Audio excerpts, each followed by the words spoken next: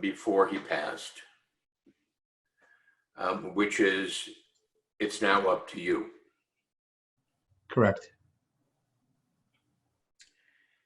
And I presume that came as a shock. Huge. Beyond huge. Correct.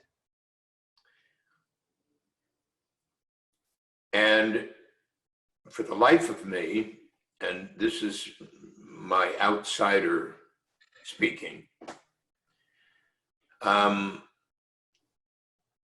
it doesn't appear to me that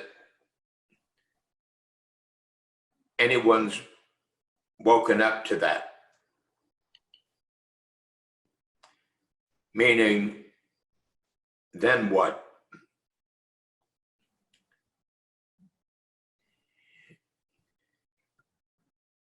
It's proclaimed that now it's up to you, meaning up to the shluchim. Meaning up to every single Jew, but yes, go ahead. Yes.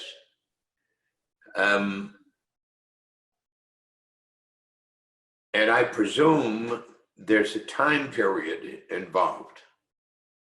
Correct. And that time period has to be sometime within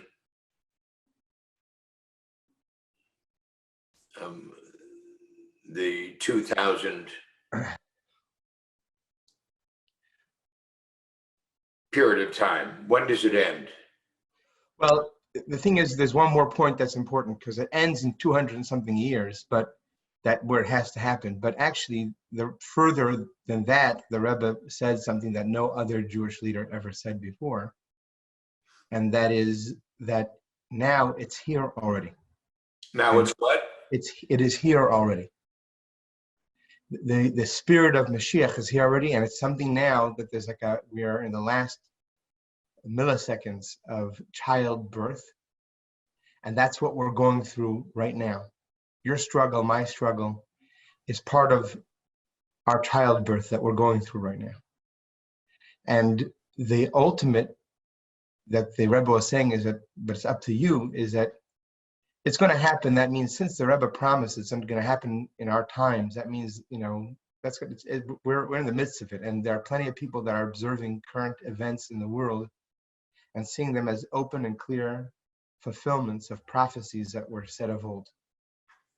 So Wait a second. You say in our time. Meaning, listen, the truth is, one of the most difficult parts of my 25 years, over the last 25 years, on a daily basis, is trying to be present to the fact that 25 years have passed, or when it was 20, it was 20 years, and when it was 15, it was 15 years, and when it was 1 year, it was 1 year, and when it was 6 months, it was 6 months, that it hasn't unfolded. And it's like the Rebbe. I would love to play for you a video. I'll do for you a beautiful video of the Rebbe breaking down in tears while he tells over the metaphor from the Baal Shem Tov, from the holy Baal Shem Tov. He says that it's as if a father takes his child out into the forest to play hide and go seek, and the father gains great pleasure from the son seeking the father while the game is going on. And then the Rebbe started crying. But what happens when he looks on Sunday, and he looks on Monday, and he looks on Tuesday, and he doesn't find anything? At some point, he gives up. And the Rebbe really, you'll see the video, there's like a very powerful just cry that came out, crying with tears, equating that to our times. That if the metaphor is that Hashem is playing hide and go seek with us, and right now we're in the seeking part of the game, we've been doing that for 2,000 years. We've been doing that ever since the time that we had the temple where the glory of Hashem was present, that every human being that came by was undoubtedly moved by it. So it's a perpetual question. At the same time, it's very, very important to state that never in history has a leader at anyone close to the magnitude of the Rebbe, being someone who had integrity at the highest level, and Someone like that should proclaim that we are now in that time. So how I've come to understand it is that all of that which people struggled for in the past with great resistancy, today, when a person has a breakthrough in their spirituality, they get to feel it in a more powerful way than we have in past history. Meaning there's a quicker process to feel that true relationship. Obviously, it's not yet the revelation of Hashem as, just imagine, this is the way I imagine it. And I don't know if we're in the middle of the show now, or if we started. What? Or if we've even started. I ask you, what can we talk about and what can't? We can talk about this. Okay. So I would say to everybody who's been listening to this, we didn't start this conversation the way we always start the conversation. You found us in a preceding conversation, but this is the conversation. And so welcome to our conversation, the wandering Jew and the practicing Jew, which is the most important conversation of all time. And we're having it right now, however adequately we're having it. It happens to be the conversation. I woke up with a question, and I was asking Rabbi Cunin if that is a question we can ask in our conversation. And he obviously has said, yes, we can ask that question in this conversation, and that's why we're having it. Hello, Rabbi Chol. Good to see you again. I'm glad we got straight into it. So go ahead. It's all yours. Go ahead. So go ahead. I asked you the question, when is time up? The Rebbe said it's now up to you. He said to his shluchim, to all Jewish people, it's now up to you. We've come to the end of this cycle. There is no further Rebbe. It's now up to you. And so a broken chain occurred. Well, first of all, we don't see a broken chain. We still see that although the Rebbe had passed away, his leadership clearly is not only continuing, but it's growing exponentially since the time of his passing.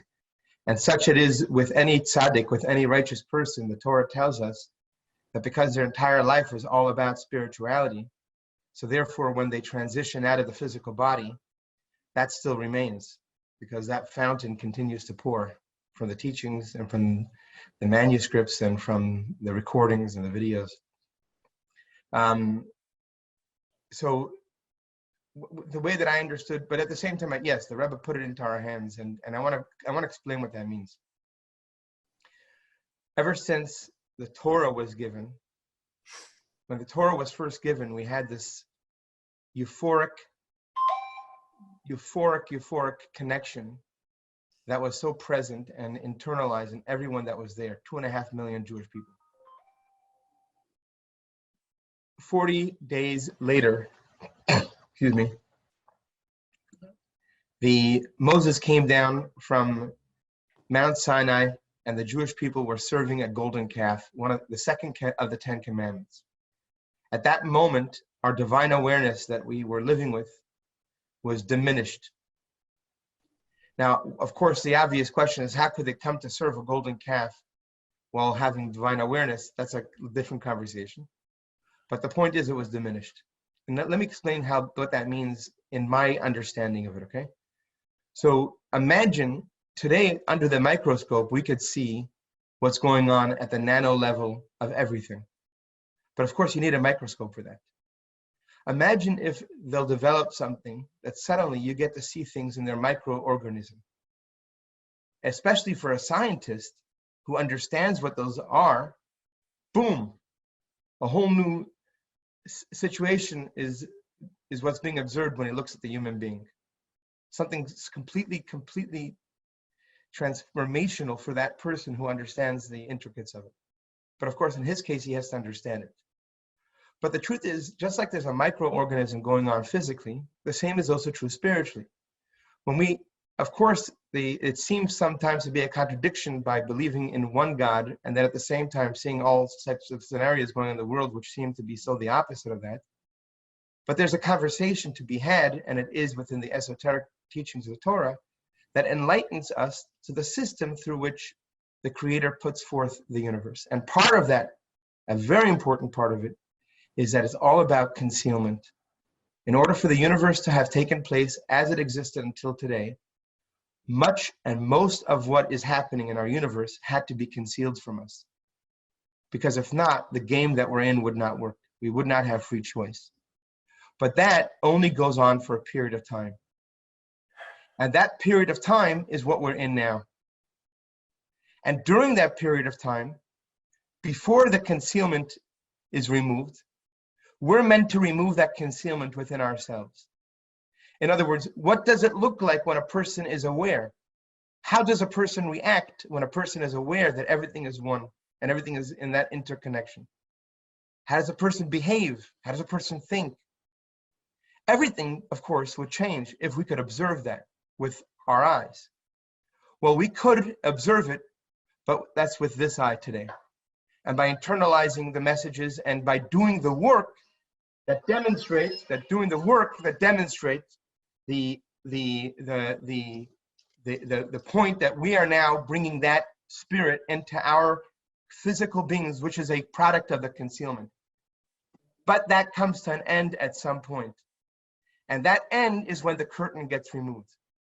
So when the curtain gets removed, when suddenly we get to see the reality that we're in a completely different form, in a form that will blow our minds away. Imagine if you lived your whole life with a fight between your right hand and your left hand, and suddenly you realize you're one body. You know, it's only because of that which is concealed from us is why we are in the state that we're in. So now, throughout history, we prayed for it, we learned about it, we practiced our Yiddishkeit, always with the belief that maybe this one mitzvah I do, this one moment that I'll overcome that concealment, maybe that will break through the barrier and make a cosmic shift and a cosmic change. And it was always the hope of the Jewish people. In fact, it's one of the 13 principles, fundamental principles of Jewish faith, as Maimonides shares with us, is I believe in the coming of the Mashiach, and even though he may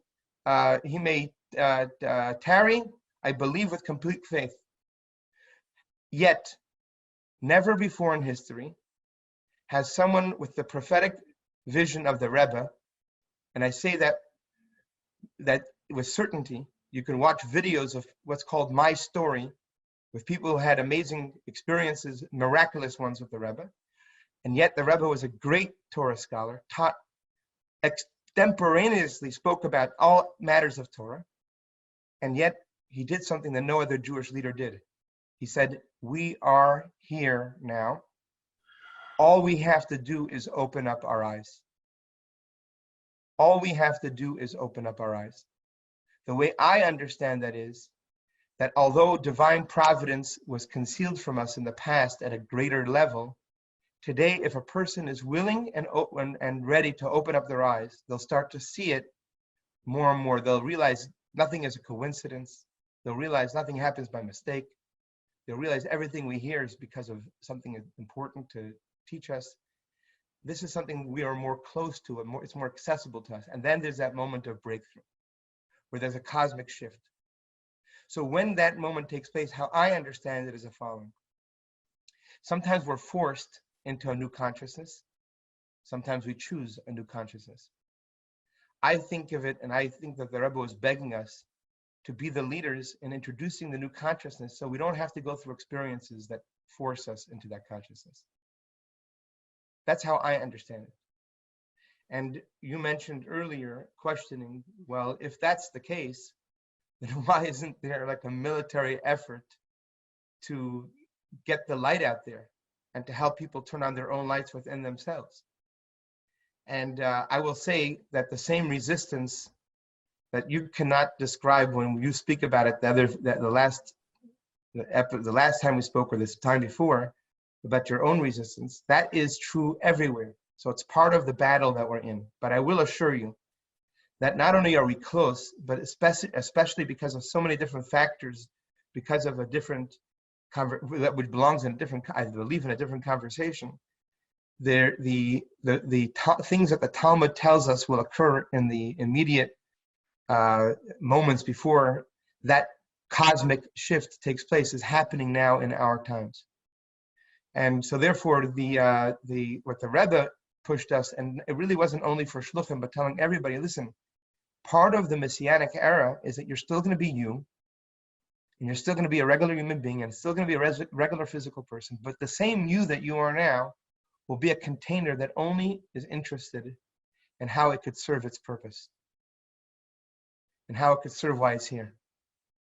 It won't have interests that are of self-nature unless it is to serve that. So we'll have our personal identity. We'll see each one of us will see our greatness. We'll shine our greatness, but it won't be with the ego that usually drives it. So the way we prepare, and the Rebbe was pushing us to do, is to share with people, to start doing things like that, to start living as if it happened already. Because that is part of the ingredient of bringing about its coming in a more speedy way. And I'll put it just a very practical sense. We are a very, very big crossroads in humanity right now. There are so many big question marks that we're looking at right now. The irresponsibility of a government that doesn't believe in God and doesn't believe in moral values as God set them forth has set a horrific, tragic virus around the world. It is time where we're now getting to be present with what happens when there's a complete vacuum of the presence of Hashem. Now, because we're in the times of Mashiach, it's easier to educate people who have no moral values, the beauty of the conversation, and it's easier for them to connect to it because we're in the times of Mashiach. But when we don't do our job, then there are other ways that brings it to that consciousness. The Rebbe, I believe, was and is pushing us to allow that awareness and consciousness to come in by the choice of humanity. That there is a God in this world that cares about every detail of the universe and has a vision and a purpose for it. And that is that the creator of the universe wants us to build a home for the light of Hashem in our speech, in our thoughts, and in our actions. And we could start doing that now, and we're being begged and called upon, all of us, to do whatever is in our own part to spread that light, to help one more person not have resentment against his loved ones, to help one more person see that whatever they see in another human being is only a reflection of their own, and they should thank that person, and they should work on themselves. This is a conversation that leads us to the opening and awareness that's necessary so we could be vessels to that light when it finally reveals itself, God willing, maybe even today. Did I make sense? You did. You did. And I believe that's the end of our conversation today.